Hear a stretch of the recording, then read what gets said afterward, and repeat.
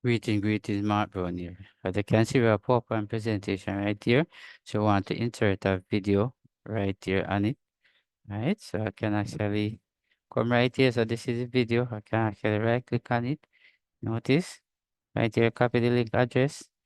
All right, and then go back to the PowerPoint presentation right here. So I'm going to click on insert right here. Notice when I click on insert, right, I come right here to media. I click on the word media, and this is Surface video. Right, let's go back again. Click on that.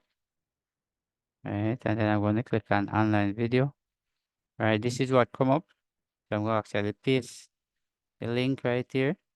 And I click, you notice immediately the video come up. I come right here. And I click on insert. You notice, click on insert, the video show up. So you notice it give me 1 second over here.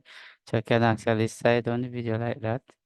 Just the same, if I put it in full screen, it's exactly how it look like. I can actually play the video, if you notice. That's how it actually see. Alright, very important. So this is how we actually do it in PowerPoint. So thanks for watching. See you in the next video.